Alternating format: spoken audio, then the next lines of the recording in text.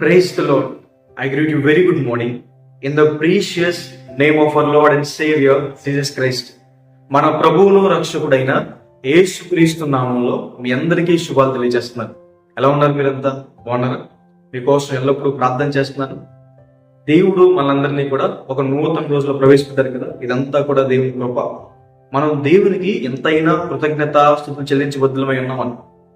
దేవుని నుంచి మనం అనుభవిస్తున్న ప్రతి మంచికి మనం దేవుని పట్ల కృతజ్ఞత కలిగి ఉన్నప్పుడు దేవుడు మనల్ని ఇంకా ఆశీర్వదిస్తారు, ఇంకా ఎక్కువ దీవెనలు ఇస్తారని. కృతజ్ఞత కలిగి మనం మందిరానికి వెళ్ళాలి, కృతజ్ఞత కలిగి ప్రార్థన చేసుకోవాలి, కృతజ్ఞత కలిగి వాక్యం చదవాలి, కృతజ్ఞత కలిగి నమ్మకంగా ఉండాలి. బైబిల్ గ్రంథంలో నుంచి ప్రతిరోజు కూడా ఒక వాగ్దానం ధ్యానం చేస్తున్నాం కదా, ఈ రోజు కూడా ఒక వాగ్దానం ధ్యానం చేద్దాం. చూడండి, బైబిల్ స్మరణంతో ఓపెన్ చేయండి. కీర్తన గ్రంథము 9వ అధ్యాయం 9వ వచనం. నలిగిన వారికి తాను మహాదుర్గమగును. హల్లెలూయా. కష్టాలు పట్టవు, శ్రమలు పట్టవు, అప్పులు బాధలు పట్టవు, అనారోగ్యాలు పట్టవు, కుటుంబ భారం పట్టవు, పని ఒత్తిడి పట్టవు. నలిగిపోతున్నారా? నలిగిపోయిన వారిని లోకం తృణీకరిస్తుందేమో, వారిని బలహీనంగా చూసి వెటకరిస్తుందేమో. కానీ దేవుడు నలిగిపోయిన వారికి సమీపంగా ఉంటాడు. ఆయన నలిగిపోయిన వారి ప్రార్థనలు వింటాడు. నలిగిపోయిన వారికి దేవుడి ఆశ్రయస్థానంగా, దేవుడి ఆధారంగా ఉంటాడు. శ్రమల గుండా వెళ్తున్న వారిని మనుషులు ఇంకా ఇంకా శ్రమల గుండా తీసుకెళ్ళాలనుకుంటారేమో, కానీ దేవుడు నలిగిపోతున్న వారిని నిలబెట్టాలనుకుంటాడు, ఆదుకుంటాడు. ఆయన శ్రమల గుండా, కష్టాల గుండా వెళ్తున్న వారిని దేవుడు ఆదరిస్తాడు, తన సహాయాన్ని అందిస్తాడు. యెహోషాపాతు అనే రాజు జీవితంలో 3 దేశపు సైన్యాలు ఒకేసారి ఆయన మీదకి వచ్చినప్పుడు యెహోషాపాతు దేవునిలో ప్రార్థన చేయగా దేవుడు తన సహాయం పంపిస్తాడు. దేవుడు సహాయం చేయకపోతే మనకెవరో కూడా సహాయం చేయలేరని.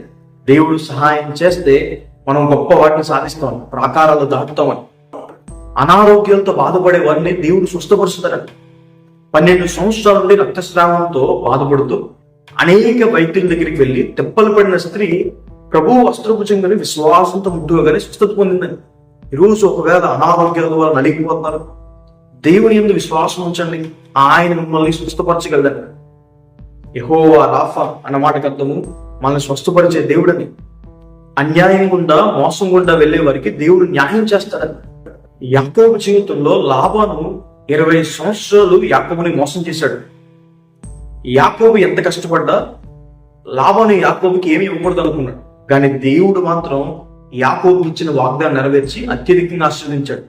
ఈరోజు మిమ్మల్ని ఎవరైతే మోసం చేస్తారో వారి పాపం వారిని పట్టుకుంటారు, దేవుడు మిమ్మల్ని మాత్రం ఉన్నతమైన స్థలాల్లో ఉంచుతాడు అని. హల్లెలూయా.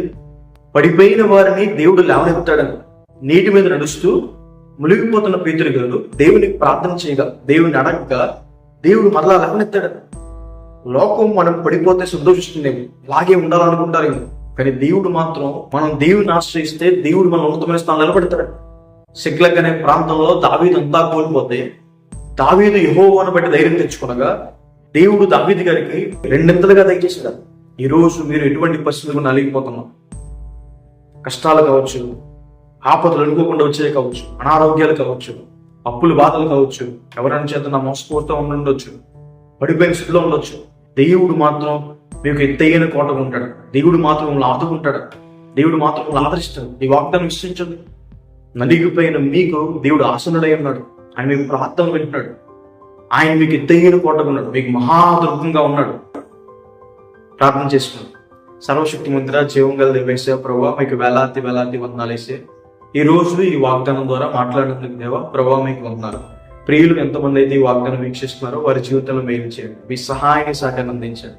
ప్రభా ఏసయ్య, వారు వెళ్తున్న కష్టాల్లో ప్రభావ మీ సహాయం అందించండి. అప్పుల బాధలో బాధపడుతున్న వారు లేవనెత్తండి. అనారోగ్యంతో బాధపడుతున్న వారిని ప్రభావ స్వస్థపరచండి. వారు చేసే పనుల్ని, ప్రయత్నాల్ని, ప్రభావ చదువుల్ని, వ్యాపారాలను దీవించండి, ఆశీర్వదించండి. ప్రభు చూపించండి. ప్రభావ వారి పక్షాన్ని మీరు ఉండండి. ప్రతి కీడుని తప్పించండి. మా ఎత్తైన కోట, మా దుర్గము నీవే. మీకే వందనాలు తెలియజేస్తాం, మీకే కృతజ్ఞతాస్తుతులు తెలియజేస్తున్నాం. అయ్యా ప్రభావ మీరే వారందరి పక్షాన్ని మీరు చేరు ఏస్తున్నామా వేడుకుంటున్నాను తండ్రి. ఆమేన్. God bless you. God bless India.